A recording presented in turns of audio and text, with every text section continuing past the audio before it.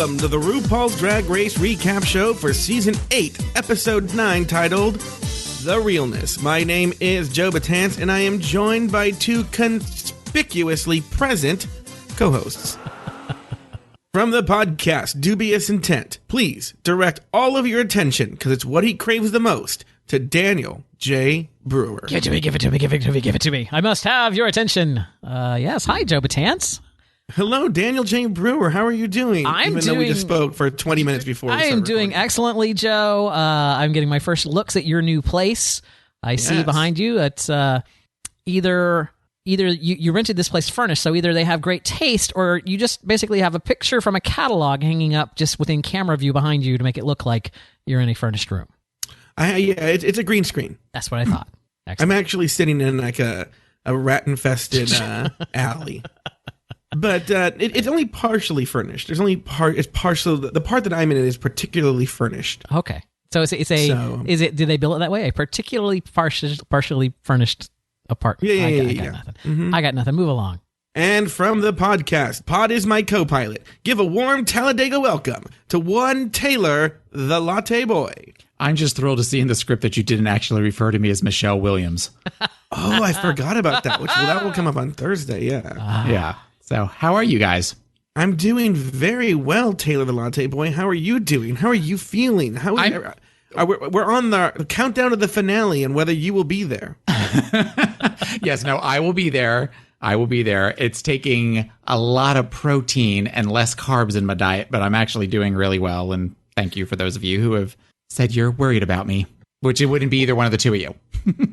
I was a little worried about you because I was like, ugh. I know, I'm kidding. You guys were going to get Donna Sugars back on the show? No, I'm fine. I promise no more cookies or pie for me. No, I was concerned about you, Taylor. That's why I didn't invite you to eat at Pom Poms when we were there, feet away from your office when I was visiting in Florida. You were literally, I could see the restaurant. I was saving you from that banana, bacon, and peanut butter sandwich, which I enjoyed. I was saving you from it. What kind of food do they serve at this Pom Poms? It's all like tea sandwiches. And then they always have different types of tea as well. It's in St. Petersburg, Central Avenue is kind of getting this renaissance. It's sort of the main, it's Central Avenue. And it's what they're doing is there was a lot of old abandoned gas stations. And the Medicis came in and hired artists to come in and revise them? Yeah. Mm-hmm. They all wear those poofy pants, like the little and the big poofy jackets with the what do you call those things? It's a pantaloon. Shoulder pads. And are people strumming like a mandolin? Yes. I gave my tailor a pumpkin. He gave it back thrice to me. Is that going on too? Yes, absolutely. So all of these gas stations are all turning into these little boutique restaurants and all that kind of stuff. Ye old gas station. Mm-hmm. There's many of them that are doing that, and that's Pom Poms is one of these old gas stations that they have all sorts of art on the walls and all that kind of stuff. And Daniel and Adam and a friend of theirs, Alden, when Daniel was in St. Petersburg, ate there a couple weeks ago, and I can literally see it from my window of my office. It was delicious. Thank you. That helps. Can you no longer go there, Taylor the Latte Boy? I could go there. I can go there. You can have the tea. No, I can't because I want it iced and sweetened. Oh. Yeah, is it ironic that you cannot have lattes anymore? I can have skinny lattes with Splenda, I think. Wow, those are delicious. Yeah, right. That was the name of my band in high school. The skinny latte. Skinny latte with Splenda. Mm-hmm. Wait, was Splenda the name of the lead singer? Mm-hmm. Was it you? It was me, actually. Yes. I don't like to give my musical identity away, but it was me. And this is what I sang. I gave my woman a pumpkin. And I play the mandolin. I do have a harmonica over here. Do not make me pull it out. I remember when you used to do the harmonica thing. Those were one of the many drunk nights when I'd be on here with Daniel. Guys, just because when RuPaul's Drag Race, we just record these conversations for RuPaul's Drag Race, but these conversations happen all the time. Yeah, our cameras are hardwired into each other's rooms. Yeah, we can just. It's like Prince's vault. Exactly, that he's got thousands and thousands of tapes of unreleased shows that'll never see the light of day. Right, and they're all just Billy Joel covers. Right. No. Oh yeah, I saw that Onion article. Someone reads the Onion, apparently. Well, yes, I do. Wow, anyway. What show are we talking about? Yeah, this week the queens floated through a music video challenge, donned their best drag, and sent messages to their younger selves. In a final move, they all had to lip sync for their lives, but in the end, Chi-Chi DeVayne was asked to sashay DeVay. Ladies, any initial... God. I was doing my Thor G. Ladies, any initial thoughts on the episode? I was very sad and surprised by the ending. I really thought, I honestly thought it was going to be Naomi. And well, here's why I was sad and surprised too, but not for the reasons that you were. More because I hate that library was open is right. This was their prediction. Yeah. Wow. Yeah, they had no love for the Chi-Chi over there. Yeah, I know that I know that she worked very hard, and I was kind of half expecting it to be where she would say, "Fuck it, we'll do a top 4," because they all kind of were pretty good. But you know what, Joe? It really does fit your model that you had proposed many episodes ago, right? You have the comedy queen, you have the glamour queen, and you have the basic queen. And you know, Kim Chi and Chi-Chi were kind of both basic in that sense, right? They're both kind of utilitarian queens, like your generic equivalent queen, right? The one that can fill in a pinch. Although I'm still not convinced that Kim Chi could be an interesting entertainer, but you know, she's got it in the looks department and she's got it in the comedy department. I don't think she's ready. Yeah, what does Bibi Zahara Benet do? Well, I'm just saying, it's like but here's the thing: I was sad for a moment, and then I thought about it, and I'm like, you know what? There's no way that Bob the drag queen's not going to win. So really, this is just, I'm sad about who might come in second, really, at this point in time. I don't know now. I'm starting to think Kim Chi has a shot. Naomi Smalls, top 3 was her prize. But I don't know, that crying and giving RuPaul that boner that RuPaul's been wanting forever. No, I don't think so. Anyway. I don't think there's I don't think there's any way Bob the drag queen did. Even when they were giving their, critiques on him, the worst that they could say about Bob the drag queen was he was wearing leggings. It's like, and he kind of like furnished, in the top of every single challenge except for that one that he lip synced, but then he like blew that out of the water, and then well, he did wear leggings. Okay, let's move on. It's just like that was like the one thing bad they could say about Bob was that he wore leggings something. Did this episode seem to go by really fast? Oh, hell yes. Well, yeah. Mm-hmm. It was. Well, you know what it was is that there was no mini challenge. And there was no maxi challenge, right? It was just go film a video. No, that's the music video. They called it the maxi challenge. Okay, so there's the maxi challenge, but it was really short. And really, I would say that the real maxi challenge of the episode is the holding up the pictures of their younger selves and doing that whole thing, because that's what it was. It felt rushed because they got to the runway so fast, but that was just so that they could be in front of the judges and ask all those questions, I think. Yeah, I guess. It just seemed like that was really short and Untucked was really long. Oh, I haven't watched Untucked yet. Is it worth it? I enjoyed it. I enjoyed it, but there was a lot of where they felt like they needed to fill an extra 3 minutes of them all walking backstage, where it was just that slow motion thing where you're like, oh my God, just get to the fucking soundstage.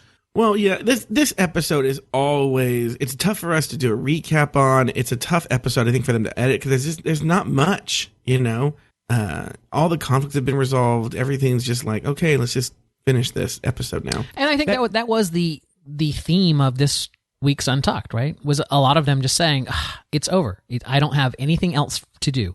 At this point in time, it's all just waiting for them to make a decision. There's nothing more I can do. I can't turn in an extra credit piece. I can't, I can't do another challenge. I can't sneak it. It's like, everything's done. My part is done.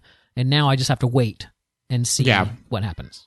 It's interesting kind of a little bit with this episode and then also with Untucked is that it always seems like when they get to the final 4, there's always one that everybody doesn't like.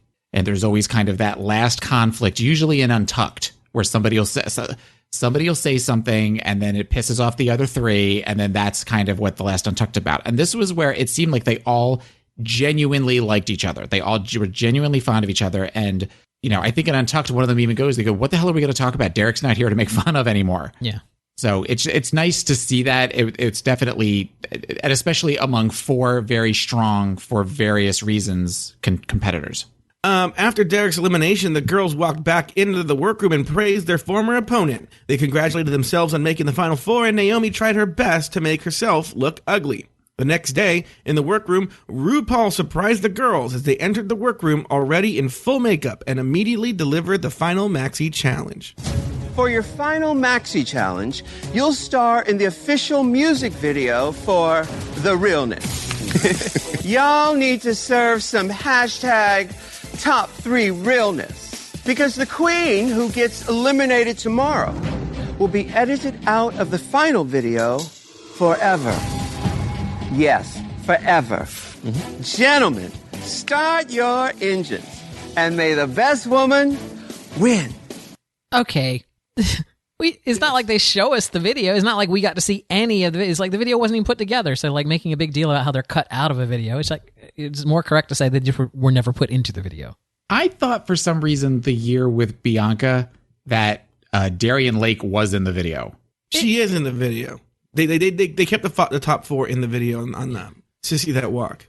Okay. But in this case, it was just kind of like, he filmed all those things, but I don't think they actually assembled a music video. No, because don't they show that at the right? Yeah, the reunion, right? I'm just saying it's kind of silly to say that we removed you from it. It's like it's not like they went through all the hassle of making a 4-person version of it and then later removed the the one person and re-edited the entire thing. So I thought it was funny the way she said it. That was all. I'm being Mr. Semantics or whatever. I should just shut up now.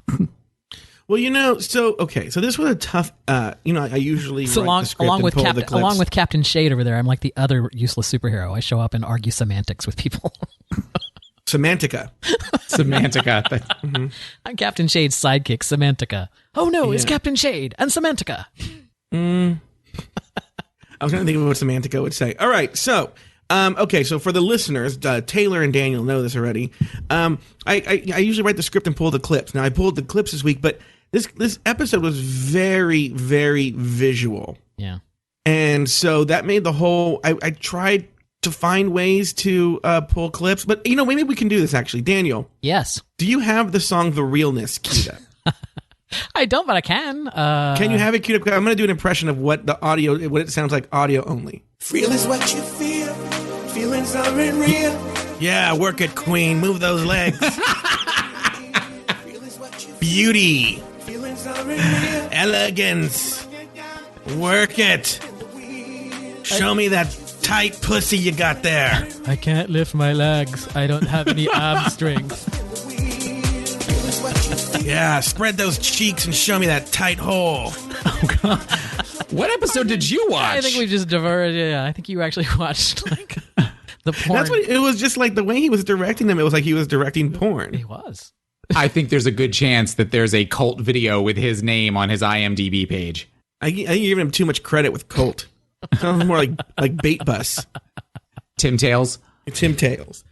So all we can really do is just talk about the music video challenge. So what we saw happen was, yes, Naomi had trouble, even though she's skinny as fuck and whatever. She was like, I can't lift my legs. Well, her legs are like thrice. Yeah, they're like thrice the length of her torso. And I was going to say it's like 2/3 of her body weight is in those legs. So I could see where she might be slightly challenged in that. And she was wearing 8-inch heels or something, which have some weight to them. Yeah. So then there was that happen. Bob was very whatever. Chi Chi DeVane slayed that challenge, and then Kim Chi fell off the fucking platform. So what did you guys think of phase 1? Did you have any? There's no clips from this, but did you guys have any thoughts on phase 1? I thought Kim Chi was hard to watch just because she was she sort of looked like a baby seal that was on her back and couldn't figure out where to look or anything. And a couple times she sort of looked off to the side and it looked like her wig was falling off. And I was not pleased with that. And then when she fell, that was kind of funny, but you could tell she was embarrassed. That'll teach her. Teach her to borrow a wig from Robbie Turner. Speaking of that phase 1 of the music video, why did they have the other drag queens moving the little band? Because otherwise fabrics? they'd be standing around being bored, and at least this way they could see and they could learn. Like they could. Hey, make yourself useful, bitches, and fucking wave this fabric around. No, I think wave it. It's just without that, it literally just would have been a queen laying on the floor with that Realness song playing. So it's like they had the same issues there. They needed to have a more interesting visual shot. So.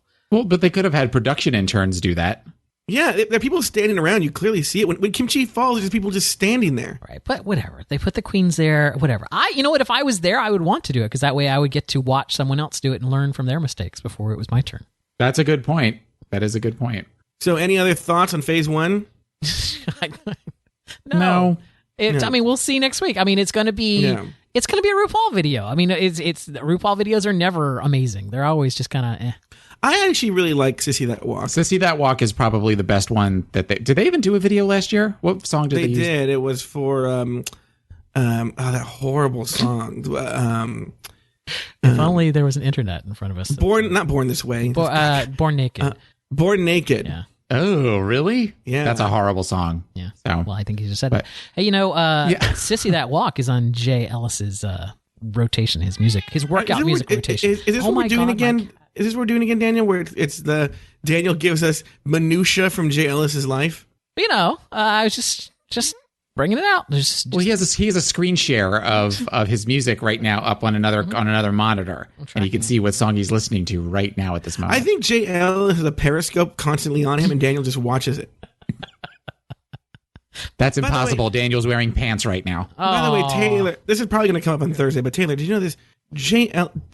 Daniel lives in Connecticut. Yes. Mm-hmm. I live in Los Angeles. Mm-hmm. Jay Ellis lives in the same city that I do. You guys, he's inviting Daniel to a virtual lunch. That's right. I'm in the same city. Yeah, I'm in the same city, and I don't get invited to this lunch. That's because Jay Ellis and I are best friends, and you, Joe Batanz, you're just whatever. You're Captain Shade. I'm just saying. Oh well. Okay. Combined, they have 40 Twitter followers. Anyway. I love how I hate, who cares? Phase 2 was the avant-garde look, which the most interesting part about that every time you say this, it makes it sound like a housing development or something. Like, we're moving into phase 2 now. Chi-Chi DeVayne didn't know what avant-garde meant. Yes, I did pick up on that. That was kind of funny. It is weird because she's from Louisiana and they speak French there. I don't think they're saying avant-garde a lot in Shreveport. But you know what? They could. That's very good for like the Louisiana French. Like avant-garde, guarantee. Mm-hmm. Remember that guy was it the Ruffles potato chips? Yeah, wasn't it Justin? What he had a Cajun cooking show on PBS. That's right. Oh, is that who he was? Yeah, He's like, I guarantee. I guarantee it. Yeah, he made that gumbo. Is that what? I never knew who that guy was. I didn't know he had a cooking show on PBS. I'll tell you. Back in the is that Paul Prudhomme? No, Paul Prudhomme was that guy who was like Justin. Somebody. God, it was so sad with Paul Prudhomme, man. Well, he looked like Dom DeLuise. Oh he looks like someone ate Dom DeLuise. What are you talking about?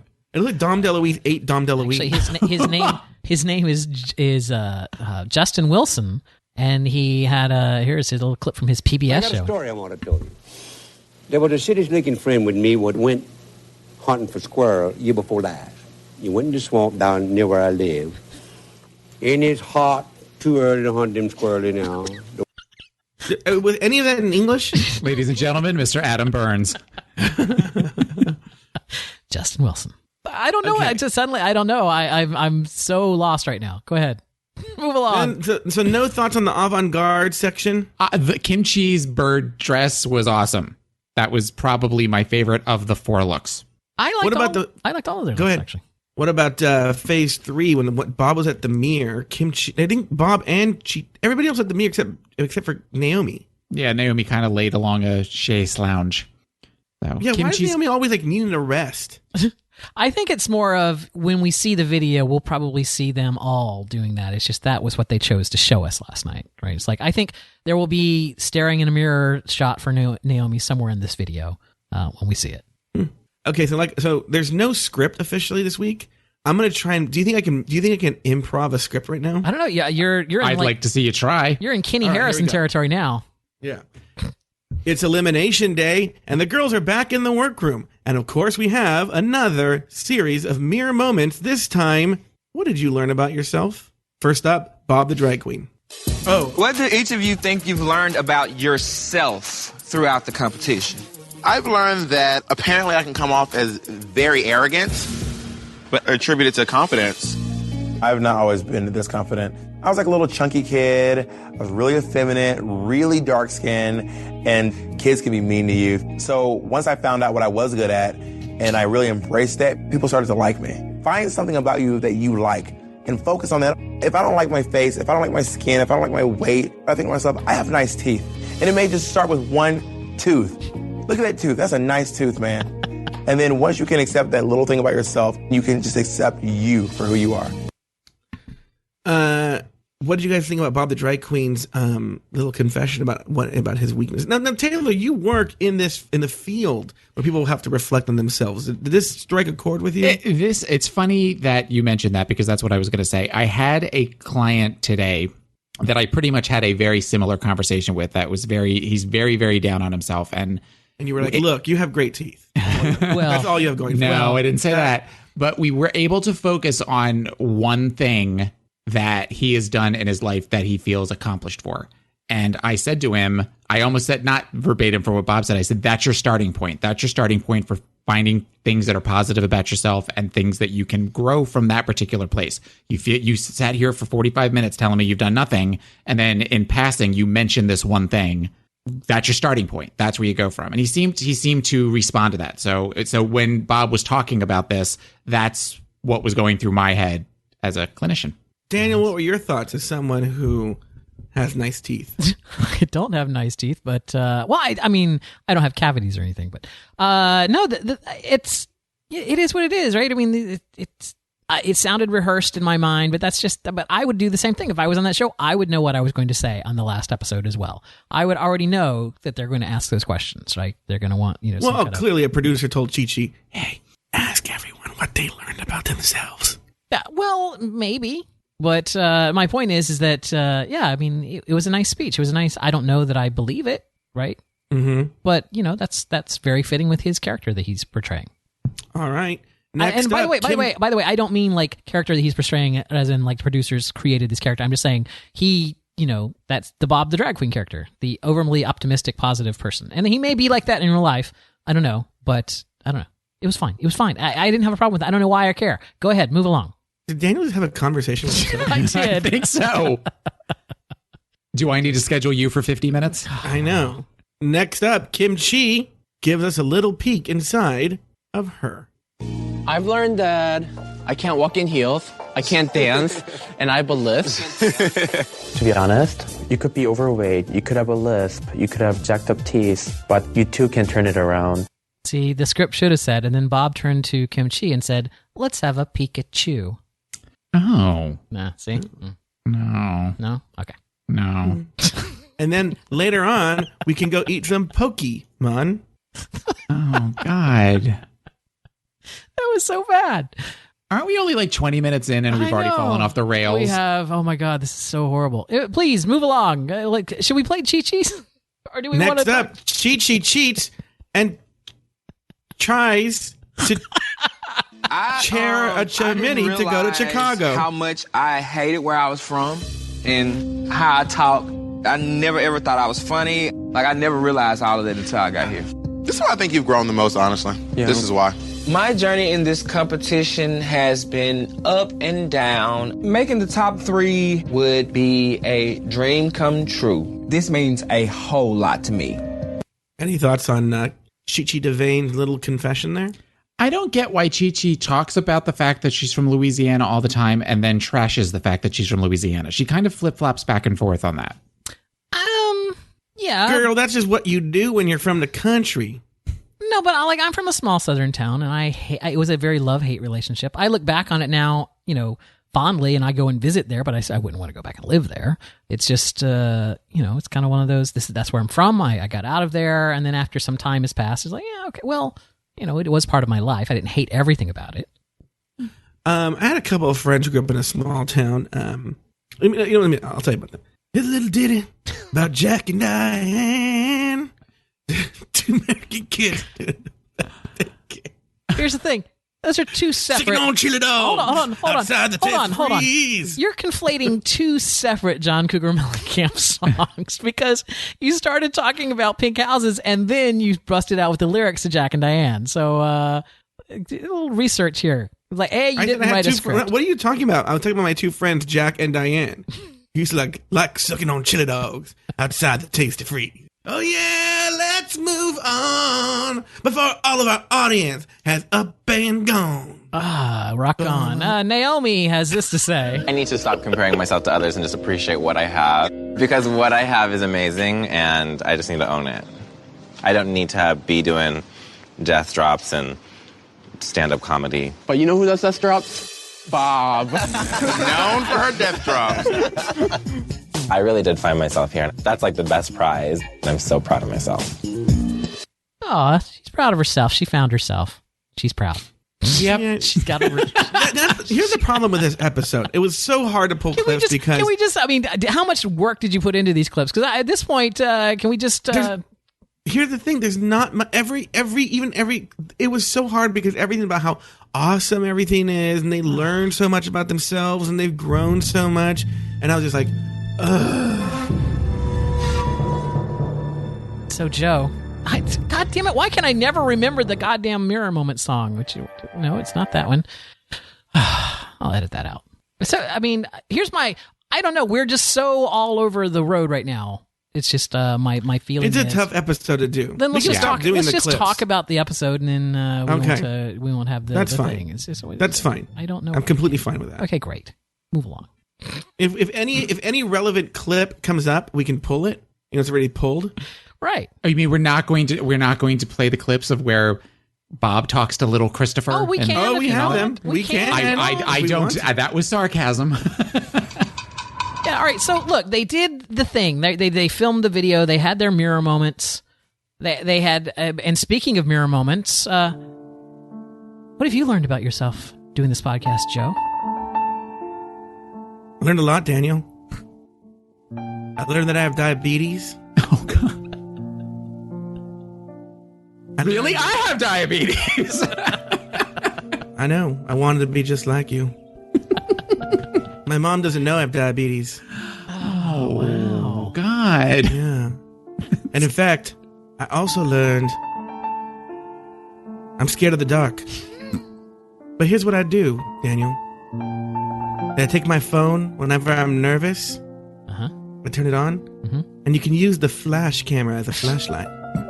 And then I'm not in the dark anymore. And I can see, Daniel. I can see in the mirror. Oh. Wow. So what do you do with all the pictures? With what pictures? From the flash. We're done with the mirror moments. Oh, God, wow. I didn't get to do my mirror moment. Oh, I'm so sorry. Okay. So sorry, Taylor. Taylor, what'd you learn? I learned I'm more tolerant of people that are high than I realized.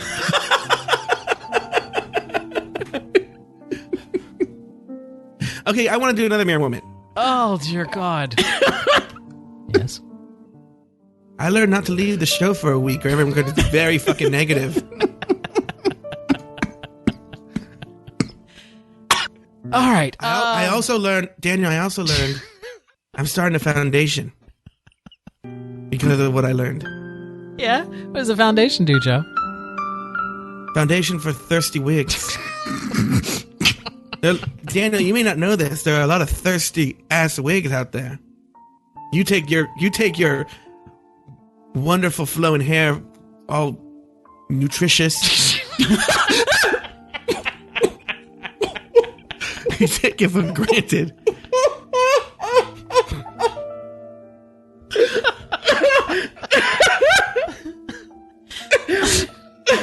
Oh my God! Here's a fun. You know what? On AfterBuzz TV last night, when Jay Ellis said mirror moments, all four of them like sat up in their seats like they were about to say something about our mirror moments, but then they didn't. I knew they were thinking it. Didn't you think it was kind of weird that just like us, their mirror moments took a hard left and we're talking about food? Right. In fact, I think there's a clip about that, Daniel. Oh, do you really want to play this clip, Joe? All right, yes. Fine. That's one of the funny moments from the show. And probably all of y'all, I do not want to go home. I do not want to go home either. I just hate the fucking food in California. It's gross, whole food, and bullshit. It's so good. Kim, you like all the food in the world. I mean, all of the food of the world. All of the food and all of the people are gonna remember your egg rolls. While y'all talking about me eating turkey necks, this bitch Kim Chi says she eats fried chicken buttholes. It's good. I'm kind of grossed out. Yeah, that's gross now. You eat other people's butthole. Why is chicken any different? Touche, Kimberly, touche. And those motherfuckers are undercooked. Wow. I'm just curious whether they even bothered to ask the censors about that one, or whether they're just like, no, they're not going to get a rimming joke. Like, no one's. Well, technically, they don't have censors. Well, network have as a network they would have a standards division, right? That's why they bleep out. There's no law that says they can't say fuck on TV. Yeah. I mean, well, it's on cable TV. On cable, right? So it's like it's just network standards that prevent them from saying that. So I'm sure. But what's funny is the reason a lot of cable networks like Bravo, the bigger ones, not even AMC, because AMC like shows that stuff, but like Bravo or let's say USA doesn't, because they'll lose sponsors. That's why they don't do it. But RuPaul's Drag Race has like Boy Batter as their sponsor. They have terrible sponsors. Like, who are they? Are they afraid they're going to lose Alan Chuck Travel because they put curse words on their show? I think it's just one of those. It gets ingrained, right? Logo is owned by Viacom, which is the MTV network, and so basically, there's some governing body above them that basically someone has a job that sits there and goes, "You can't say that." Clearly your cats disagree. I know. Did anybody who watched it on television notice that things were bleeped out, or did they actually play the whole scene? Because I watched it through purchasing it on iTunes. Oh, that's a good point. I watched it on TV, and I seem to recall that did not get bleeped because I laughed at it when it happened. So okay, yeah. Well, word butthole is not necessarily bad. Daniel, it's time for the runway looks. Well, it's not the word butthole. It's just the fact that she basically said you eat other buttholes. It's like that. Just I don't know. I'm not against it. By the way, I'm just saying that it seems like you're not against eating butthole. No, I'm not against them airing it. I don't think Daniel eats butthole. I think he gets his butthole eaten. Wow. Correct, Daniel? I'm looking for a piece of music right now. Do you serve butthole, Daniel, or are you serving? Why do we have to have this conversation? Really? Do we really need to have this conversation? I don't think we do. Here it is. It's right here. Your butthole? No, this song. It's thirsty. And nutritious, apparently. If you'll open up your documents, suddenly I feel like a school teacher or whatever. If you open up your documents, you'll find the runway looks. We will start with RuPaul's look. What say you, Taylor the Latte Boy? I think it was very brave of RuPaul to show up for work, even though she clearly had pink eye. And once again, the same fucking silhouette, but apparently this time it was made out of ribbon candy. Oh, yeah. Someone on our Facebook page said it looks like grandma's ribbon candy, which I also agree with that. A toot or a boot? It's a neat texture, but it's the same fucking silhouette she's worn all season. Yeah. Well, she is 80 years old. She's got to do that. The makeup was really harsh. Yeah, she looked like either she had pink eye or somebody beat the shit out of her. Those are the two options that it looked like for me. I was not a fan. Hold on. Has Matthew Anderson been sick? Hold on. I don't think those two are mutually exclusive. She could have had pink eye and had the shit beat out of her, Anyway, it doesn't really matter. Toot or a boot, though? Boot. Joe, give it a boot. Well, I'm going to give it a toot because it's RuPaul and I don't expect much from her. Bob the Drag Queen. Taylor. It was a good look. I do agree kind of about the leggings. They sort of looked very climax meeting in the ladies' room 1984. So I normally enjoy that aesthetic, but for the final runway look, I'm going to have to give this one a boot. I'm going to give it a toot, but I think that's very much a Bob the Drag Queen thing to show his leg. Like if you look at a lot of his publicity photos and everything, he rarely wears dresses. He likes to show off his legs. So I think that's him being true to himself. I give it a toot. What do you say, you, Joe Batance? It's a boot. Chi-Chi DeVane, Joe Batance. Toot? Okay, great. Lowercase t. A tentative toot, as it were. What say you, Taylor? Tentative toot was my nickname in college for reasons we're not going to get into. She looked very pretty, with the exception of the eyelashes.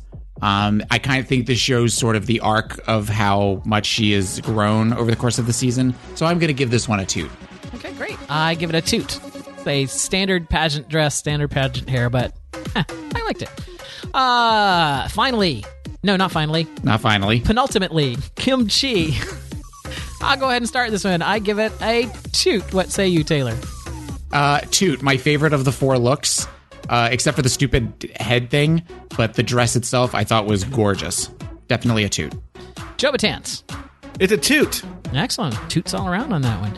And finally, Naomi Smalls. What say you, Taylor the Latte Boy? Loved it. I love this look. She was serving Cher realness, and I enjoyed it. Definitely a toot. Joe Batance. Toot. I'm going to give it a boot, but not because I don't like Naomi, and not. It's like, but I was distracted by her crotchal region because in every shot I could always it's like I see her dick there, and you know what? I clocked that too. It's funny that you say that. Anyway, those are our runway. I almost wanted like, put my hand up there and say, "Turn your head and cough." I don't know what that is. If you could have seen her vagina, I would have said those look Adam's animated lips. Oh, I get what he's doing. Yeah. Wow, that is such an inside for someone who hates inside jokes. That is the most bizarre inside joke in the world. There you go. That was the runway looks, and then they held up little pictures. But of course, we knew they were going to do that, right? It's like I hate this. I hope this isn't going to become the new thing. Because she did it last season and she did it this season too. And I get the reason why she wants to do it, but I'm not a fan. I will say this, and I don't think it's worth playing these because they are very sappy and rehearsed, but I am a crier. I will cry, at the television commercial where the soldier gets to call his family or whatever, and it's like I'm in tears. It's like I'm just there's not a movie that I've ever seen that I didn't end up crying at the end of. Just, cry when I'm happy, cry when I'm sad. I'm just a crier. That's just me. I was sobbing when Kimchi was crying. And I'm not even that big of a Kimchi fan. It's just that there was another human being crying and it made me cry. And it was just, so I think it's because it was a genuine, she gave, I think, the most genuine of the 4 speeches. And you feel for her. I mean, that is definitely something that she's clearly had a pretty rough life as far as her relationship with her mom and all the stuff that goes along with that. And that's one of those that I think that once that started, because you saw the other 3 felt very rehearsed. And that's one of the things that I don't like about this new segment is because as this goes on in future seasons, those are going to become more and more rehearsed where everybody's going to show up with a speech that they're giving. Right. It's like the HR question, like, what's your one weakness? And like everyone knows what that answer is, right? They've already rehearsed that answer. And because they know it's coming. Yeah. Yeah, but hold on for a second. If I'm going to play devil's advocate here, I think it's important for gay men to learn, to reflect on what they've learned. So, for instance, Taylor. Yes. What would you say to little 4-year-old Taylor? For those of you who aren't on video right now, he is holding up a picture of his phone with a drawing that says Taylor over it. Mm-hmm. It's you at 4 years old. I would tell Taylor that vegetables are not a bad thing and to maybe walk around the block every once in a while. Was that your actual 4-year-old voice when your voice went high like that? Yes, absolutely. My oddly effeminate voice at age 4. Mm. And Daniel? Yes, Joe. What would you say to little 4-year-old Daniel? I would say buy Google stock. Buy as much Google stock. Take all of that shitty graduation money that you got and just buy Google stock. Buy as much fucking Google stock as you possibly can buy. That's what I would tell little Daniel. All right. What would you, Joe? What would you tell little Jose? Mira, cuando estás cuando estás en Los Ángeles hablando con Daniel y Taylor, necesitas I literally heard every single word I know in Spanish. And that included Daniel and Taylor in the account. Did you just say my pencil is yellow? I said yes. That's exactly what I said. Actually, good. You speak. Well, you're going to marry a Latino, so of course, obviously, you know how to speak Spanish. I'm Cuban by injection, as we said before. Oh, did I say that? No, I said that. I said that. Yeah. I speak a little Spanish. Un poquito. Very, very well, little. The Cubans speak very fast. It must be hard when they're talking to each other around you. Really? Yeah. I would have said the... Mi lápiz es de color amarillo y necesito saber cómo llegar al baño. There you go. My pillow is yellow. I need to know how to go to the bathroom. My pencil is yellow, and I need to know how to get to the bathroom. There you go. That's what I heard. That's where I'm sticking with that. It's my story, and I'm sticking to it. Yes. But Joe, to answer your question, yes, Cubans speak very fast. I think most people What's your favorite speak... Cuban food? Taylor? Well, it was mojo pork before I got sick on it. I had to go to the hospital. Oh, is that what you were eating when you that was the last thing that I ate before I got sick. Well, it's soaked in orange juice. Yes. Yeah, that's what makes it good, Joe. Yeah. Oh, tell me about it. It's like the black beans are cooked with bacon fat. That's what makes them good, too. But here's the great thing about beans, though. They don't burn in the kitchen. Well, no, you are absolutely incorrect, Joe Batans. Beans don't burn on the grill. It's fish that doesn't burn in the kitchen. Look, it took a lot of trying to get up that hill.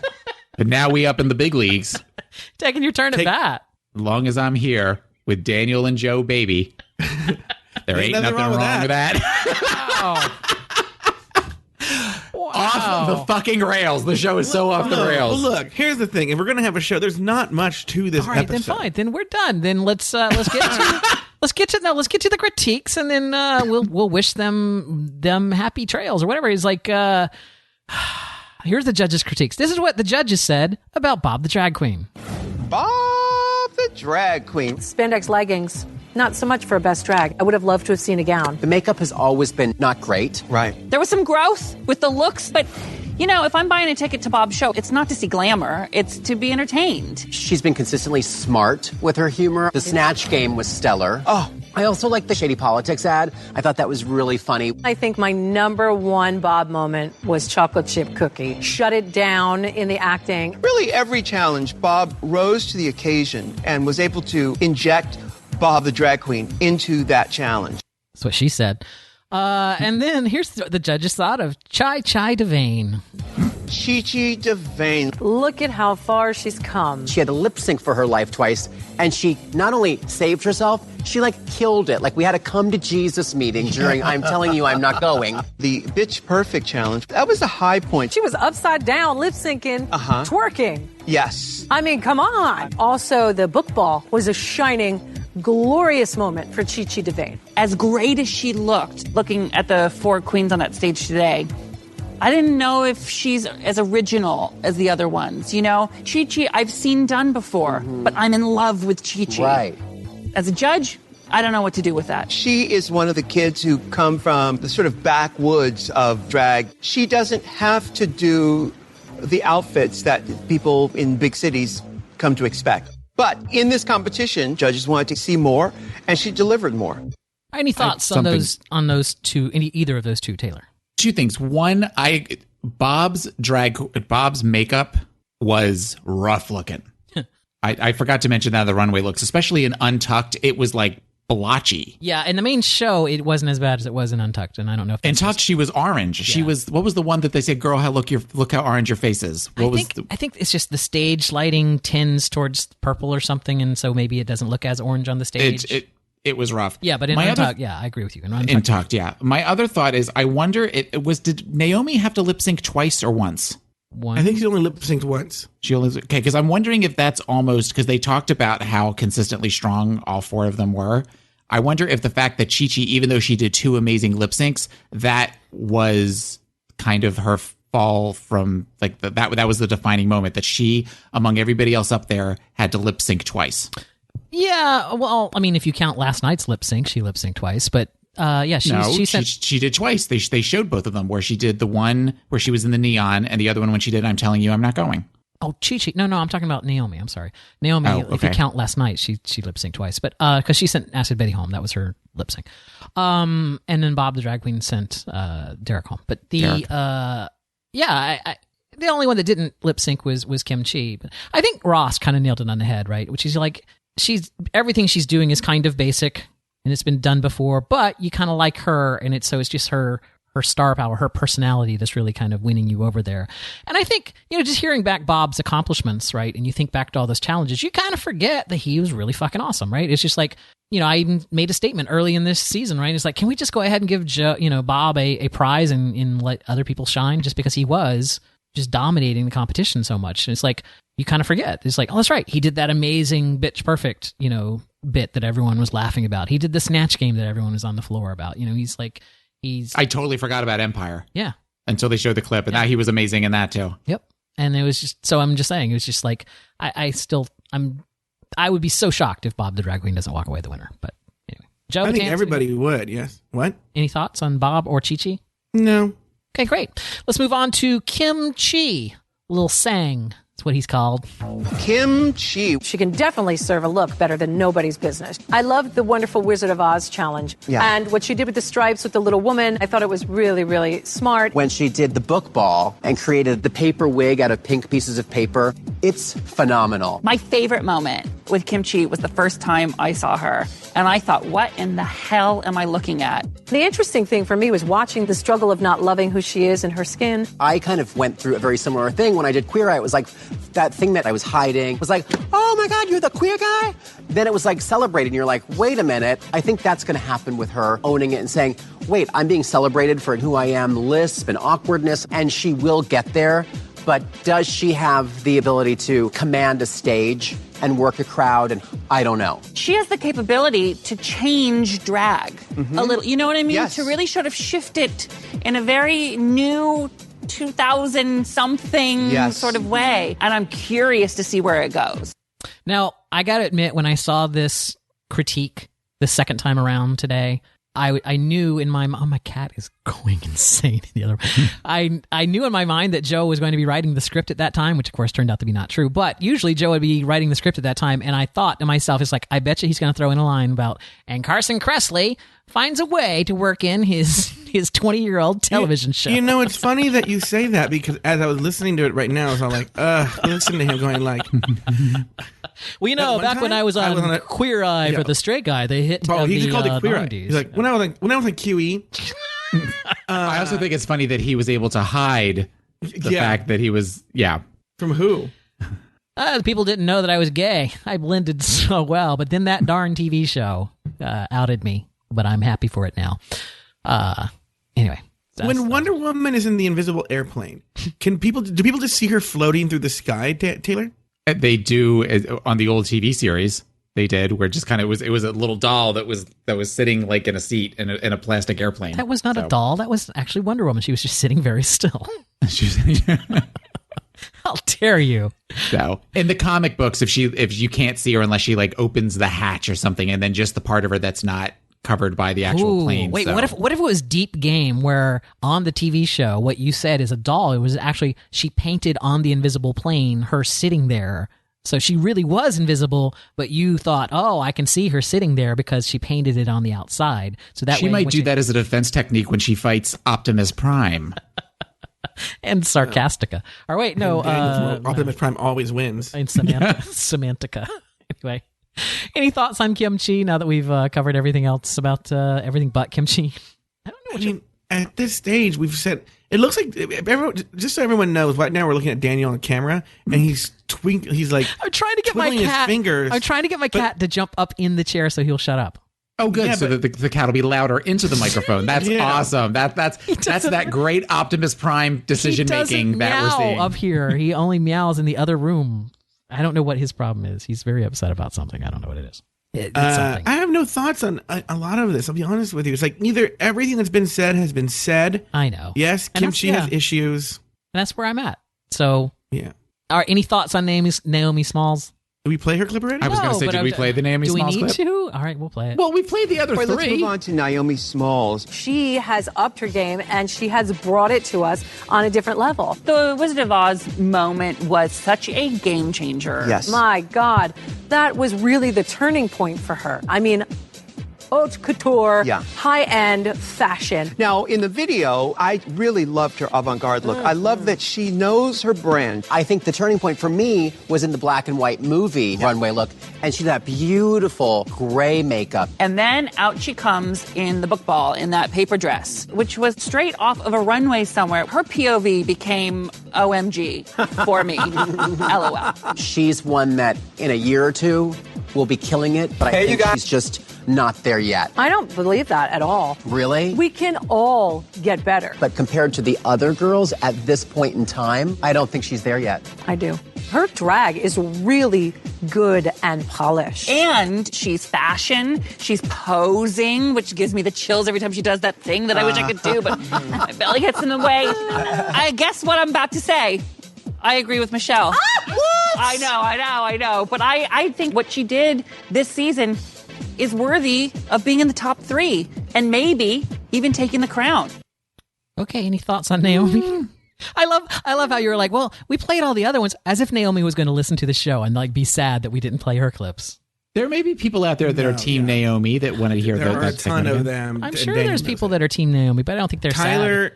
Tyler would send us like, hey, bitches, why you got to hate on Naomi? Anyway, love you guys. Fierce. Bye. Then there'd be an immediate follow-up Twitter message. Here's the thing. What do you guys all think of? Here's the thing. I agree with Joe. Everything that has been said, that has been said many times by other shows. It's like there's so little content to work with here. I think we need to focus our attention on something else, like that god-awful pit stop with Kingsley, which is the official recap video from Logo TV. If you go to it and watch it on YouTube, just hold on. His guest this week was Victoria Porkchop Parker. And I want everyone, just go wherever you are. When you get a chance, go to YouTube, go and look it up. It's RuPaul's Drag Race, The Pit Stop with Kingsley. And it was the one, season 8, episode 9. But if you go to the 4-minute mark in that video, Victoria has put her arm up on the back of the chair, and you can see her underarm hair, and then you notice that her back hair is still sticking out from underneath her dress straps and stuff. It's just like, girl, you couldn't even shave your arms to be on this thing. I think that's the tragedy. That's what we should be talking about. You know what we do need to be talking about, actually? This is important. What the fuck was the point with that Bianca walk-on? Yes, thank you.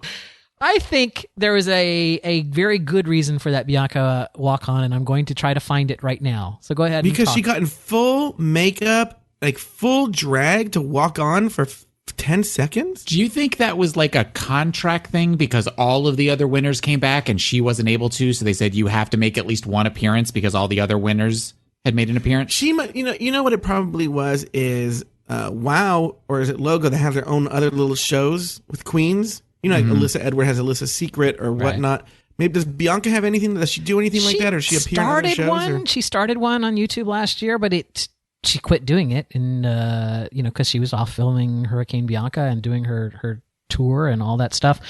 I think I know the answer, but I'm still scrolling down to make sure that I can. There it is. The reason for her walk-on, I can now reveal, ladies and gentlemen, the reason for her walk-on is because next Monday at the 9 p.m. slot, on where you would normally watch RuPaul's Drag Race, will be Bianca Del Rio's Rolodex of Hate.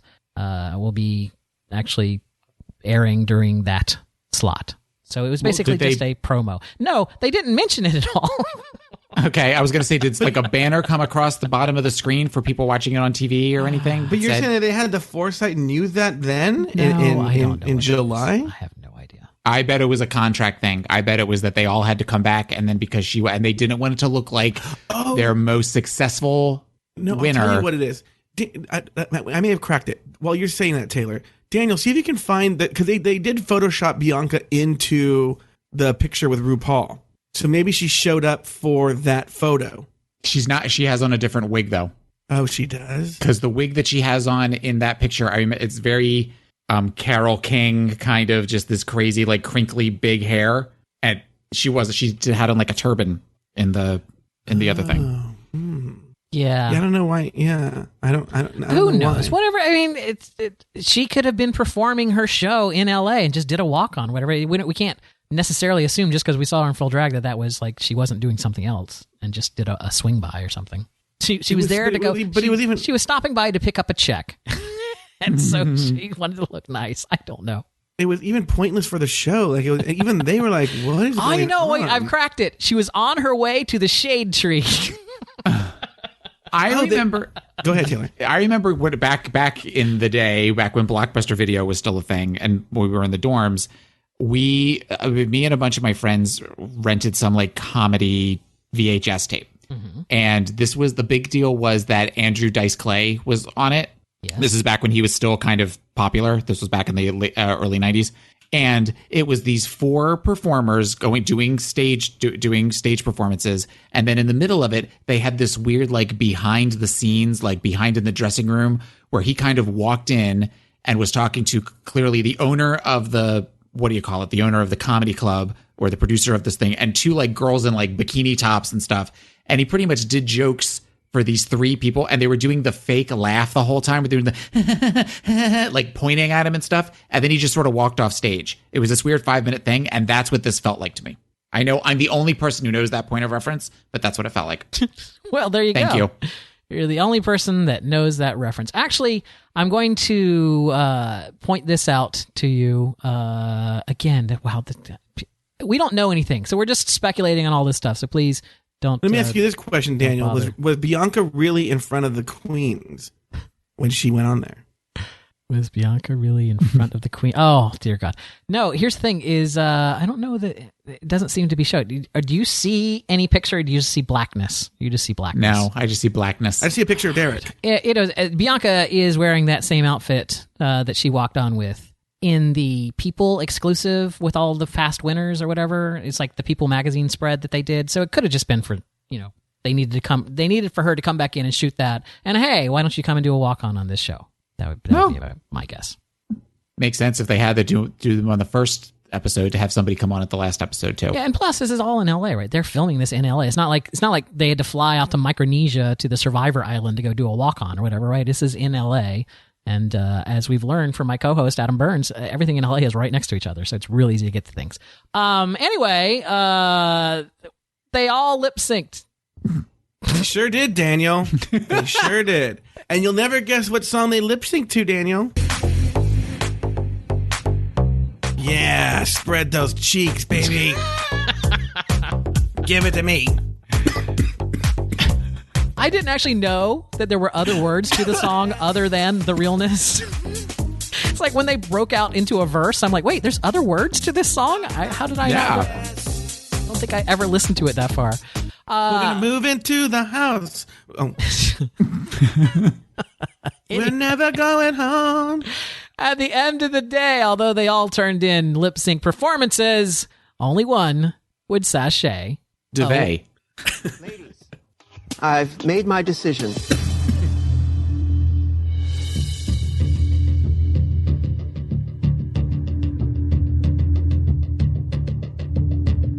Dear God. Chi-Chi DeVane. I'm sorry, my dear, but you will not be moving on to the top 3. Wait. Chi-Chi, you used your Louisiana glamour to charm the world. Take what you've learned here and let them have it. I just want to thank each and every one of you from the bottom of my heart. Not only have you guys taught me how to be a better entertainer, but you have taught me how to be a better person, and $100,000 cannot buy that. Thank you, Chi-Chi. Now, sashay away. It's a knife in the heart, the back, the ass. It's a hurting feeling to know that you put your all and it didn't pay off. I've learned how to love me, my country accent, so I'm happy, but I'm sad at the same time that I didn't win the crown. Wow. Daniel, I want to try something here. Yes. Play that clip again, but we're only going to play the part where she says Chi-Chi's name. I know. See, okay. I know where you're going with this. You're going to do some kind of like, wait, did I just hear cheering from the library is open? No, or is it, no. All right. I'm trying something here. All right. Ladies, brand new. I've made my decision.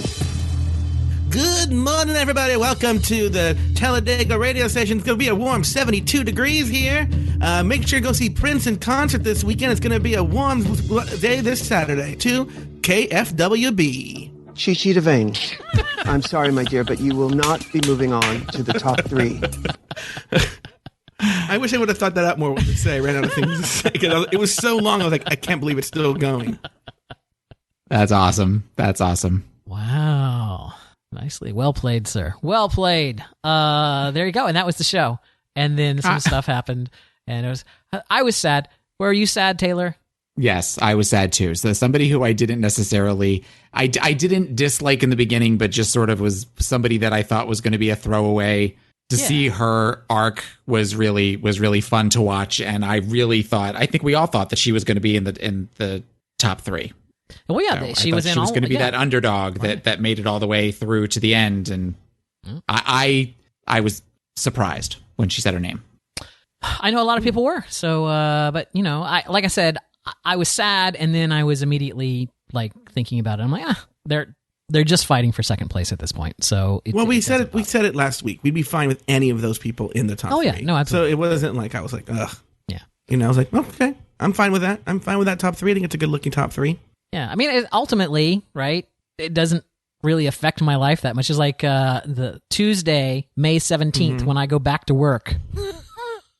When I walk into work Tuesday, May 17th, it's not like it's going to be a different kind of a world if Kimchi wins over Bob the Drag Queen, right? It's like, what? I feel this was the point. Okay, this is how can I go to work today? Okay, great. Well, there you go. We don't have. Do you think I can wing the conclusion? I want to hear it with all of the contact information. Go for it, Joe Batance.